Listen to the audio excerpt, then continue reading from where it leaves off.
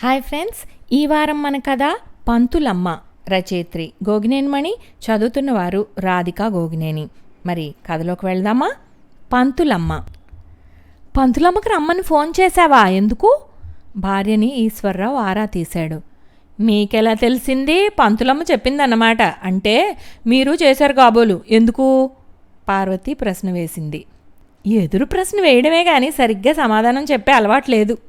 ఆయన కొంచెం చిరాకు చూపించాడు. సమాధానం చెప్పేస్తే ఏముంది, సంభాషణ అంతటితో అయిపోతుంది. నాకేమో ఏదో విధంగా మాట్లాడటమే కావాలనిపిస్తుంది. మరి చిరునవ్వుతో ఆవిడ అంది. అందుకే కాబోలు మనకి ఈ మధ్య పోట్లాట్లు పెరుగుతున్నాయి. ఏ వాదన లేకుండా సరదాగా మాట్లాడుకోవచ్చుగా. ఏంటి సరదాగానా? సరదా ఆసక్తి ఇద్దరికీ ఉండాలి కదా. కూర నార అంటే కష్టపడి వండి పెట్టగలను కానీ సరదాని లేని వాళ్ళకి తెచ్చి ఇచ్చేదెలాగో నాకు తెలియదు. మరి ముసిముసిగా నవ్వుతూనే అంది పార్వతి. సరిగ్గా అదే మాట నేను అనాలనుకున్నా. చీరో నగో లాంటిదైతే ఎంత ఖరీదైనా పెట్టి కొనివ్వగలను కానీ అంటూ ఆయన నవ్వాడు. సరేలేండి, సరదాగా మాట్లాడుకునే విషయం మీద కూడా మీరిద్దరూ ఇలా పోట్లాడుకుంటున్నారా అంటూ పంతులమ్మ పాఠం చెప్తుంది. వచ్చేవేళ అయింది కూడాను అంది. అంతలోనే తలుపు చప్పుడైతే పార్వతి లేచి వెళ్ళి తలుపు తీస్తూ, పంతులమ్మ నీ గురించి అనుకుంటుండగానే వచ్చేసావు అని నాలిక ఖర్చుకుంది పక్కింటాయన్ని చూసి. 4 రోజుల క్రితమే ఆయన పక్క పోర్షన్లోకి అద్దెకి దిగారు. పట్టుకెళ్ళిన న్యూస్ పేపర్ను తిరిగి ఇవ్వడానికి వచ్చారు. పార్వతి రండి అంటూ పక్కకు జరిగింది. చేతిలోని పేపర్ను బల్ల మీద పెట్టి కుర్చీలో కూర్చుంటూ, పంతులమ్మ గారు ఎవరైనా ఇప్పుడు వచ్చే వేళ అయిందా? మీ ఇంట్లో పిల్లలెవరు లేరు కదా, ట్యూషన్ ఎవరికి అని అడిగారు. ఆయన వైపు పార్వతి చిరునవ్వుతో చూసింది. పెద్దలకు పాఠాలు అవసరం ఉందంటూ పక్క వీధిలోనే ఉండే పంతులమ్మ శనాదివారాలు తప్పించి ఇంచుమించు ప్రతిరోజు ఉదయమో సాయంత్రమో వచ్చి మా ఇద్దరికీ పాఠాలు చెప్పి వెళ్తుంటుందండి. వద్దన్నా వెందు. అదేమిటి వద్దన్నా వెనకపోవటమా? రావద్దని గట్టిగా చెప్పండి అన్నారు ఆయన ఆశ్చర్యంగా చూస్తూ. రావద్దని చెప్పడమా? ఎప్పుడొస్తుందా అని ఇద్దరము ఎదురు చూస్తుంటామైతేను అంటూ పార్వతి చిన్నగా నవ్వింది. ఆయన చూపుల్లో మరింతగా పెరిగిన ఆశ్చర్యాన్ని గమనించిన ఈశ్వర్రావు మెల్లగా అసలు విషయాన్ని వివరించారు. అందరూ తమ పిల్లలకి చిన్నతనంలో ముద్దు పేరు పెట్టుకుంటారైతే మేం మాత్రం పెద్దయ్యాకనే మా అమ్మాయిని పంతులమ్మ అని సరదాగా పిలుచుకుంటున్నాం. అమ్మాయి అల్లుడు పక్క వీధిలోనే ఉంటారు. అవునండి, చిన్నప్పుడు తన్ని ఆరోగ్యం అంటూ ఇష్టం లేని కూరలనైనా తినాల్సిందేనని గదమాయించేదన్నట. అందుకని ఇప్పుడు నాకు సహించని కూరలనైనా సరే నా మాట నాకే అప్పచెప్తూ ఆరోగ్యం అంటూ తినాల్సిందేనని సతాయిస్తుంటుందండి. పార్వతి అలా చెప్పగానే ఈశ్వర్రావు అందుకున్నారు. నేను కూడా తన చిన్నప్పుడు చదువు విషయంలో గట్టిగానే ఉండేవాడినేగా. ఇప్పుడేమో నన్ను కంప్యూటర్ దగ్గర కూర్చోబెట్టి ఈ వయసులో నా తలకెక్కవంటున్నా వినకుండా నేర్చుకోవాల్సిందేనంటూ ఇబ్బంది పెడుతుంది. పక్కింటాయన బాగుందండి అంటూ పెద్దగా నవ్వాడు. మీ అమ్మాయి చెప్పే ఈ సరదా పాఠాల వల్ల పంతులమ్మని అంటున్నారన్నమాట. అది తెలియక నేను విస్తుపోయాను సుమండి అంటూ వెళ్ళిపోయారు. అప్పుడే లోపలికి వచ్చిన మంజుల, ఏమిటమ్మా పక్కింట్లో ఉండే అంకుల్ అలా నవ్వుకుంటూ వెళ్తున్నారు తల్లిని అడిగింది. చేతిలో బెత్తం ఒక్కటే తక్కువైన పంతులమ్మలా మా ఇద్దరి మీద పెత్తనం చేస్తూ ఉంటావని నీ గురించి చెప్పానులే అందుకు అంది పార్వతి కూతురు వైపు నవ్వు మొహంతో చూసి. మంజుల సరదాగా నవ్వి, అవును ఎందుకు నన్ను రమ్మని అంటూ ఉండగానే పార్వతి కూతురు చేయి పట్టుకుని, ముందు కాఫీ తాగుదాం, నువ్వు కలిపితే మీ నాన్నకి ఇష్టంగా అంటూ వంటగదిలోకి లాక్కెళ్ళింది. తల్లి తనతో విడిగా ఏదో చెప్పాలనుకుంటోందని అర్థం చేసుకున్న మంజుల వంటగదిలోకి వెళ్ళగానే కాఫీ గిన్నె తీస్తూ, సంగతి ఏమిటో ఇప్పుడు చెప్పమ్మా అంది. మొన్న మీ నాన్నమ్మ వాళ్ళకి కొత్త మోడల్ టీవీ మార్చుకోవడం కోసం పంపించమని డబ్బు ఇచ్చారుగా. అప్పుడు నువ్వేమో అమ్మమ్మ వాళ్ళకి అసలే లేదుగా, టీవీ కొనుక్కోమందాం అని ముందు ఇటు పంపించేద్దామంటూ పంపించేశావు. నాన్నమ్మ వాళ్ళకి పంపించడం ఇష్టం లేక అలా చేశానని మీ నాన్న అనుకుంటారేమో, ఎలా చెప్పాలా అని నాకు కొంచెం సంకోచంగా ఉండి నువ్వే చెప్తావని నిన్ను రమ్మన్నా అంటూ పార్వతి నసిగింది. ఓ ఇంతేనా అని, నీది నిజం భయం కాదులే అమ్మా, అలా నటిస్తావని నాకు తెలుసులే అంటూ మంజుల నవ్వింది. కాఫీ కప్పులతో హాల్లోకి వచ్చి కూర్చుని అందరూ తాగటం పూర్తి చేశాక తండ్రి వైపు చూస్తూ, నాన్న నాకో సందేహం అడగనా అని అడిగింది. ఏమిటన్నట్లుగా ఆయన చూశారు. మన చేతిలో డబ్బు ఉన్నప్పుడు ముందుగా అప్పు తీర్చటమా లేక ఏదైనా వినోదాన్ని ఇచ్చే వస్తువు కొనటమా, ఏది చెయ్యాలి అని అడిగింది మంజుల. ఈశ్వర్రావు, నేనైతే అప్పు తీర్చడమే మంచిదనుకుంటాను అన్నాడు. అవును, మీరు అలాగే అంటారని నాకు తెలుసు, కానీ అమ్మే సందేహిస్తోంది. మొన్న నాన్నమ్మ వాళ్ళకని మీరు ఇచ్చిన డబ్బును అమ్మమ్మ వాళ్ళు అప్పు తీర్చుకోవటానికని పంపించాం.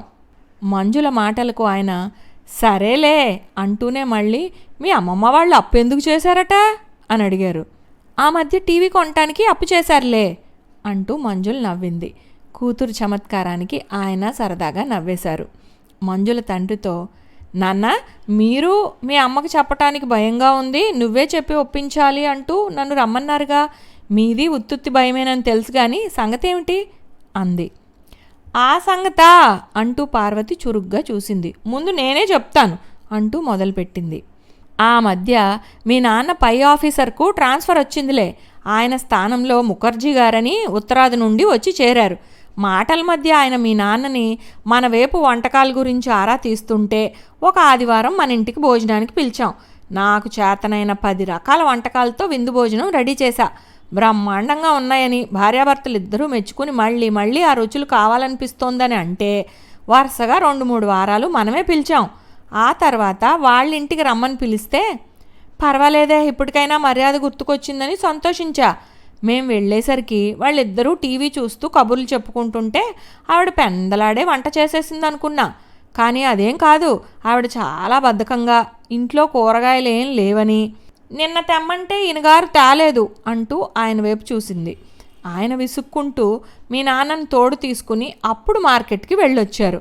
ఆవిడ మళ్ళీ పచ్చిమిర్చో టమాటోనో తేలేదేం అని నిలదీసేసరికి మళ్ళీ ఇద్దరం వెళ్ళటం ఎందుకు, మార్కెట్ ఎక్కడో తెలిసిందిగా, నువ్వే వెళ్ళొచ్చేవయ్యా అని మీ నాన్నకి పురమాయించారు.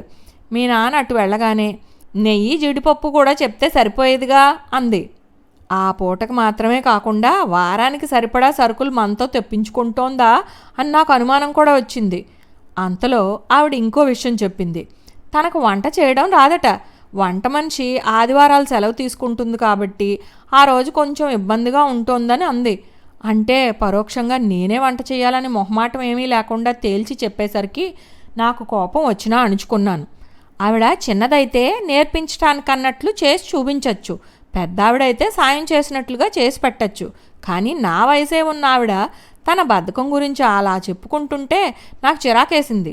అప్పటికే ఆలస్యం అయి బాగా ఆకలిగా కూడా ఉంది. అందుకని మీ నాన్న మార్కెట్ నుండి రాగానే దగ్గరలో ఉన్న హోటల్కి వెళ్ళి క్యారియర్తో భోజనం తెమ్మని పురమాయించాను. దానికి వాళ్ళు ఏమైనా అనుకుంటారేమోనని నేను సందేహిస్తే నాకు చాలా మంచి ఆలోచన వచ్చిందంటూ వాళ్ళు మెచ్చుకున్నారు. వాళ్ళ పద్ధతి అలా ఉంది. ఒక సామెత ఉంది చూడు, మా ఇంటికి వస్తే ఏం తెస్తారు, మీ ఇంటికి వస్తే ఏమిస్తారు అని. అలా అడిగేవాళ్ళు కొందరు ఉంటారట. వాళ్ళు ఆ బాపతు దంపతులని అర్థమైంది. ఆ తర్వాత వారం కూడా రమ్మని పిలిచారని మీ నాన్న చెప్పారు. తనకే మన ఇంట్లో వండో లేక హోటల్ నుండో పట్టుకెళ్ళాలనే విషయం అర్థమై నన్ను ఇబ్బంది పెట్టడం ఎందుకని కాబోలు మీ నాన్నే హోటల్ ప్రోగ్రాం పెట్టారు. ఇది ఇంకా బాగుందని సంతోషించేశారు వాళ్ళు. మొదటిసారి మీ నాన్నే బిల్లు ఇచ్చారా, ఆ తర్వాతైనా వాళ్ళు ఇవ్వాలా? అదేం లేదు. ఆవిడేమో మాకు వినిపించేట్లుగా మెల్లగానే బిల్లు మీరే ఇవ్వండి అంది. దానికి ఆయన ఏమన్నారో చెప్పనా? మా ఆఫీస్లో నా సెక్షన్లో పనిచేసే ఈశ్వరరావు గురించి నీకేం తెలుస్తుంది? నాకు తెలుసు. పెద్దవాళ్ల పట్ల మర్యాద గౌరవం చూపించే విషయంలో తనే ముందుండాలనుకుంటాడు. నేను గనక బిల్ పే చేస్తే చిన్నబుచ్చుకోడు అని. అలాంటి తెలివితేటలతో ఖర్చు లేకుండా ప్రతి ఆదివారం నచ్చిన హోటల్లో భోజనం చేసే ప్లాన్ చేశారన్నమాట. నాకు అలా అర్థమై నేను రానని మీ నాన్ననే వెళ్ళి రమ్మంటున్నాను. వాళ్ళకి కావాల్సింది కూడా బిల్లు కట్టేవాళ్లే కదా. పార్వతి ఆవేశాన్ని ఆపుకుంటూ నిట్టూర్చింది. ఈశ్వర్రావు కూడా నిట్టూరుస్తూ మంజులతో, మీ అమ్మ చెప్పింది సబబే కానీ నేనేం చేయగలను? ముఖర్జీ గారు ఆఫీస్లో నాతో స్నేహంగా ఉంటారు, అన్ని విషయాల్లో ఎంతో సపోర్ట్ చేస్తారు. అందుకని మాత్రమే కాకుండా ఆయన మీరు మేము ఇద్దరిద్దరమేగా ఆదివారాలు కలిసి భోజనం చేస్తూ కాలక్షేపం చేయటం సరదాగా ఉంటుందిగా అని అంటుంటే కాదంటం ఎలా? అయినా ఇందులో మనం అంతగా నష్టపోయేది ఏముంది? మనతో పాటు ఇంకో 2 బిల్లు ఇస్తాం అంతే కదా అన్నాడు. కేవలం డబ్బు సమస్య మాత్రమే కాదు, ఆవిడ వాళ్ళు ఏదో అధికులు అన్నట్లుగా మాట్లాడుతుంటుంది. నాకు అది నచ్చదు. ఆఫీస్లో మీ నాన్నకి ఆయన బాసే కావచ్చు, కానీ ఆఫీస్ విషయాలతో నాకేం సంబంధం లేదుగా. స్నేహం ఇచ్చిపుచ్చుకునే మర్యాద తెలియని వాళ్ళతో నేను కలవలేను నిష్ఠూరంగా అంది పార్వతి మంజులతో. వాళ్ళిద్దరూ వస్తున్నప్పుడు నేను ఒక్కడనే వెళ్తే ఏం బాగుంటుంది, అయినా ఇంట్లో తనొక్కతే ఉండటం ఎందుకు? మంజు, నువ్వైతే మీ అమ్మకు నచ్చ చెప్పి పంపించగలవనే నమ్మకంతో నిన్ను రమ్మన్నాను, కూతురుతో తన వాదన చెప్పాడు ఈశ్వర్రావు. ఓస్ ఇంతేనా అంటూ మంజులు నవ్వింది. బిల్లు చెల్లించకపోవటం వల్లనే వాళ్ళు ఆధిక్యత చూపిస్తున్నట్లుగా తల్లి భావిస్తోందని ఆమెకు అర్థమైంది. అమ్మా, ఈరోజు నేను మీతో హోటల్కి వస్తాను, బిల్లు అంకుల్ పే చేస్తారు చూడు. మీరు చెప్పిన దాన్ని బట్టి ముఖర్జీ గారి మాటలతోనే నాకు ఆలోచన వచ్చింది. నువ్వు మాత్రం రానంటూ బెట్టు చేయకుండా రా అంది. ఉత్తుతో నిజందో గాని నీకు భయపడే ఈ భోజనాల తతంగం నీకు మేము తెలియనివ్వలేదు. నువ్వు శని ఆదివారాల్లో మామూలుగా ఇక్కడికి రావుగా, అందుకని వీళ్ళ గొడవ గురించి నువ్వు తెలుసుకోలేదు అంది పార్వతి. మంజుల తండ్రిని అడిగి ముఖర్జీ గారి ఫోన్ నెంబర్ తీసుకుని ఫోన్ చేసింది. అంకుల్, ఈ పూట మా వారు వాళ్ళ ఫ్రెండ్స్తో పార్టీ పెట్టుకున్నారు, అందుకని నేను మీ డిన్నర్లో కలుద్దాం అనుకుంటున్నా అని చెప్పగానే ఆయన ఆనందంగా అంగీకారం తెలిపారు. మీరు రెడీగా ఉండండి, కాసేపట్లో నేను వస్తాను అంటూ వెళ్ళిన మంజుల అలాగే కాసేపట్లోనే తిరిగి వచ్చి తల్లిదండ్రులను వెంటబెట్టుకుని వెళ్ళింది. అక్కడ ఎవరికి కావలసింది వారు తెప్పించుకుని తిని ముగించారు. ముఖర్జీ గారితో మంజుల, అంకుల్, ఇంట్లో మాటల మధ్య నేను ఎక్కడో చదివింది ఒకటి గుర్తొచ్చి నాన్న అభిప్రాయం తెలుసుకోవటానికని అది చెప్పాను. ఇప్పుడు మీ అభిప్రాయము తెలుసుకోవటానికి సరదాగా మీకు ఆ సంగతి చెప్పనా అని అడిగింది. మనం సరదాగా మాట్లాడుకోవడానికే కదమ్మా బయట ఇలా కలుసుకోవటం, చెప్పు అన్నారు. నిజం అంకుల్, బాగా చెప్పారు. ఆఫీస్లోని హెచ్చు తగ్గులు, వయసు తారతమ్యాలు పట్టించుకోకుండా సరదాగా కబుర్లు చెప్పుకోవటం వలన సమావేశాలు సంతోషంగా సాగుతాయి.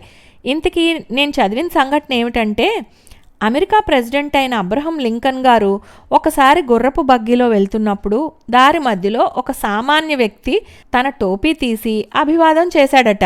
అప్పుడు అబ్రహం లింకన్ గారు కూడా అతనిలాగే లేచి నిలబడి టోపీ తీసి అభివాదం చేసేసరికి పక్కనున్న వాళ్ళు, మీ అంతటి వారు ఒక సామాన్య వ్యక్తికి అలా అభివాదం చేయాల్సిన అవసరం ఏముంది అని అడిగితే లింకన్ గారు, సామాన్యుడే కదా అని నేను ప్రత్యభివాదం చేయకపోతే దేశాధ్యక్షుణ్ణై ఉండి అతనికంటే సంస్కారం మర్యాదల విషయంలో నేను వెనకబడిపోయినట్లే కదా అని అన్నారట.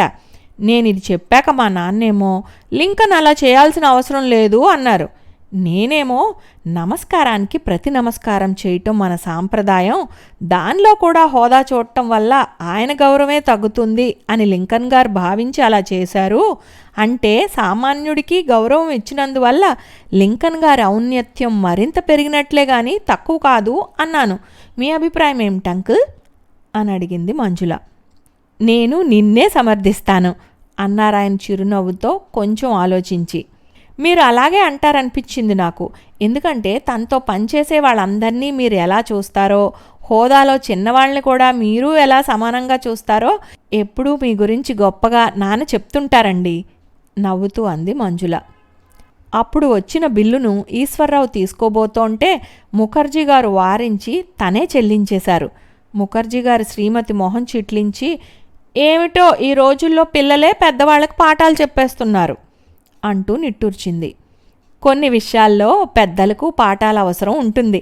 వాళ్ళు నొచ్చుకోని పద్ధతిలో పిల్లలు ఇలా సరదాగా చెప్పగలిగితే మంచిదే, తప్పేం లేదులే. మన ఈశ్వర్రావుకి ఇలా శుద్ధుల్నే ముద్దుగా చెప్పగల పంతులమ్మ ఊర్లోనే ఉంది కదా, అందుకే వాళ్ళ ఇల్లు ఎప్పుడూ ఆహ్లాదంగా సరదాల పందిర్లా ఉంటుంది. ఇక్కడికి వచ్చాక మనము ఆ సరదా వాతావరణంలో వారానికి ఒక్కసారైనా భాగస్వాములం అవుతున్నాం కదా అన్నారాయన చిరునవ్వుతో. ఆ మాటలకు ఈశ్వర్రావు మనసు తేలికపడింది. అది మాత్రం కాదనిలేని నిజం అంది ఆవిడ కొంచెం ప్రసన్నతతో. అప్పుడు పార్వతి పెదవులపైకి సంతృప్తితో చిరునవ్వు వచ్చింది. మళ్ళీ మంజుల వాళ్ళిద్దరి వైపు చూస్తూ, వచ్చే ఆదివారం అమ్మా నాన్న వాళ్ళతో కలిసి మీరు మా ఇంటికి భోజనానికి రావాలండి అంది. తప్పకుండా వస్తాం, భోజనంతో పాటు మాటల విందు ఉంటుందని తెలిసిందిగా, ఎలా కాదనగలం అంటూ ముఖర్జీ గారు నవ్వారు. ముఖర్జీ గారి శ్రీమతి వదనంలోకి మరికొంచెం ప్రసన్నత రావటంతో అందరికీ సంతృప్తి కలిగింది. ఇంతటితో పంతులమ్మ కథ సమాప్తం. వచ్చే వారం ఇంకో కథతో కలుద్దాం.